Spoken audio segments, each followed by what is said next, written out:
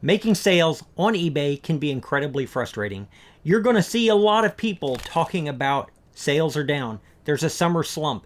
And I'm going to take 5 different areas that you can look at that are going to help you make your sales the best that they can be. And not only that, those 5 things together, they create a 6th thing. The 6th thing is the most important aspect of your entire business. We're going to look at the title. We're going to look at the pictures. We're going to look at the description, we're going to look at your return policy, and we're going to look at your shipping policies. We're going to look at the 6th thing that all of these others feed. So let's dive right in. On the left-hand side, I've got the title that we actually used in this listing. You get 80 characters in your title, and it is really important to use as many of those 80 characters as you can for words or keywords that actually apply to your listing. And if you look at this one, we have used the brand, we've used the size, we've given a clear indication of what's special about it. These are fire resistant, and that's included in the listing. And there's a lot of information right there in that title. Let's compare that to the listing on the right. And it may seem like an extreme example because, it is, but by the same token, I've seen listings like this. I've seen listings where they've put information in there which may be accurate, but it's not done well or it doesn't apply to getting a sale. For example, in this one, I didn't even say jeans. I said jean. And if anybody's searching for jeans, mine are not going to pop up. Spelling is incredibly important when you are typing up your listing. Incredibly important. The other thing that this doesn't include is there's nothing about the size, there's nothing about the brand, there's nothing about them being fire resistant. In fact, I intentionally included something that's a bit off-putting. You may not ever want a lowball offer, but you don't put that in your title. Like, you can eliminate it other ways without scaring away people that would want to do business with you. Let's move on to the next one, and that is the pictures. The title is what the search engine is going to find, and that very first picture is going to show up with my title. The words are going to get them there, and that first picture in combination with that title are what are going to draw them in. Let's take a look at the exact same pair of jeans in 2 different pictures. On the left, you see the actual picture that was our main picture that shows up in the search, and it's the pair of jeans, and there's a ton of information in this picture. You can see the jeans, you can see the brand, you can see the size. You can also see that I cared about them. If you look at the picture on the right, it doesn't look like I care. It looks like I threw them on the floor, because I did. You can see my feet in the pictures. You can see my shadow in the pictures. It really, truly looks like I don't care. When you are trying to create a listing that sells, that picture sends more information than just what I have. The second picture sends a signal that I don't care. The first one sends a signal that I do care. Let's look at the rest of these pictures. On the left, I have tried to include all of the information that I can possibly include in the photographs. eBay has done a great job of expanding how many photographs we can use, which is really, really helpful when you're creating a listing.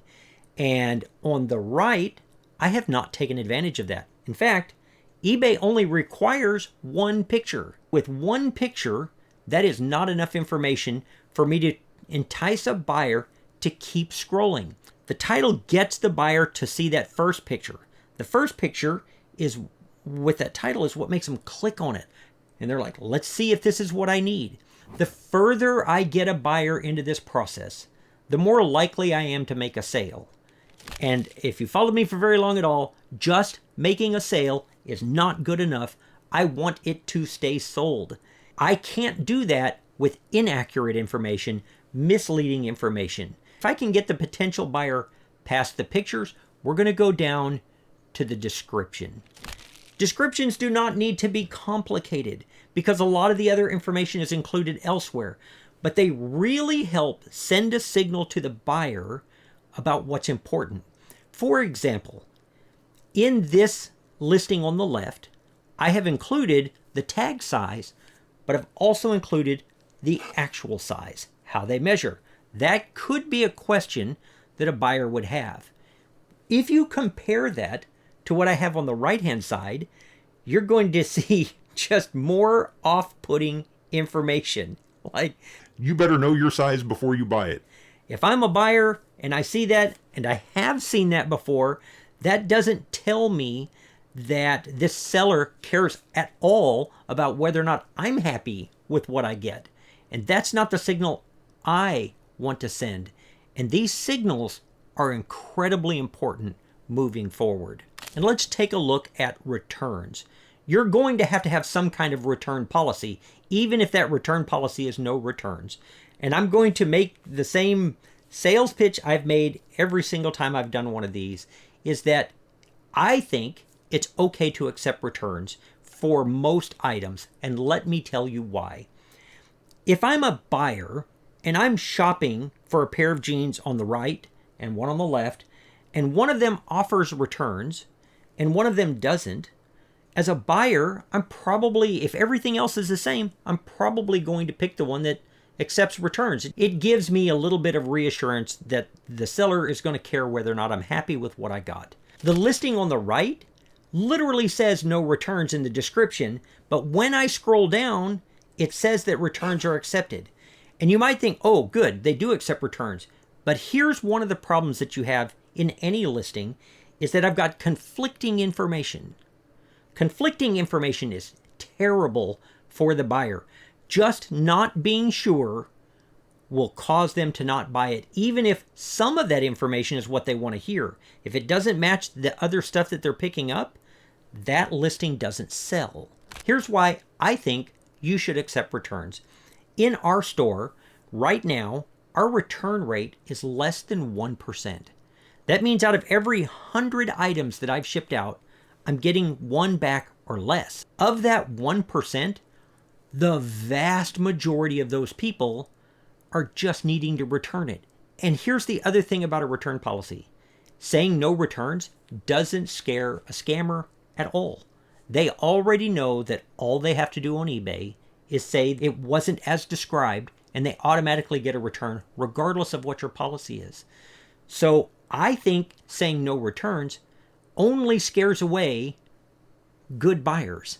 Not having your policies match your language in your listing comes across as very unprofessional, and all of this feeds the overall writing message that we're trying to send. Let's take a quick look at shipping. I've highlighted something here that I think is really important. On the left, you can see what we actually did. Ground advantage, 2 to 4 pounds. The jeans are about 3 pounds, and we've shipped enough of them to know that they fit in a 12 by 9 by 3 poly mailer. When a buyer sees that, now I've gotten them all the way down to they're wondering how to get it shipped to them. My title has brought them in, and my opening picture encouraged them to click on the ad.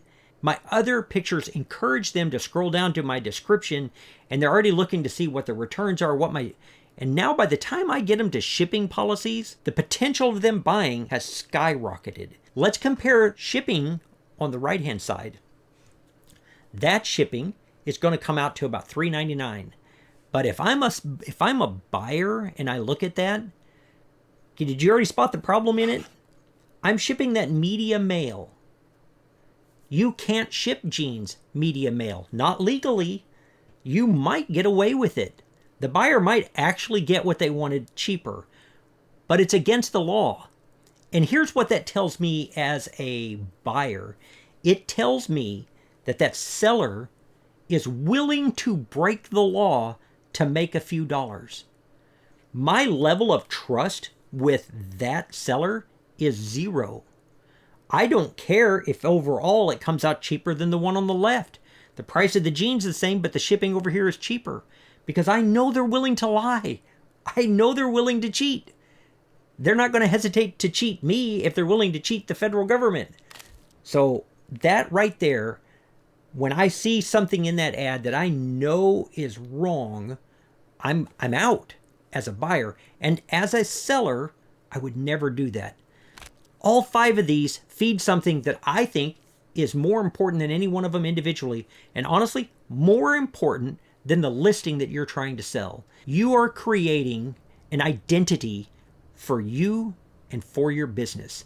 The identity that you create is more important than any single listing, more important than any single sale. The other thing that an identity does is it builds that level of trust with buyers who come back and repeat sales.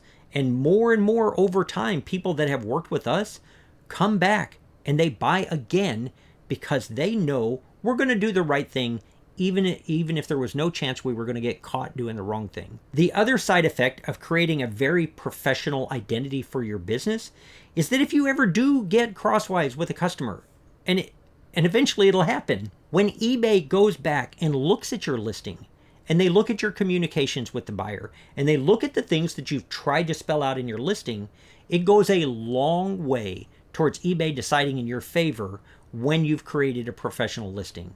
If you're trying to create a listing that sells, focus on these 5 things and focus on how all of those things help you create a positive, professional identity for your business. And if you think you're ready to list your very first item, click right here, and I'm going to help you get that done too.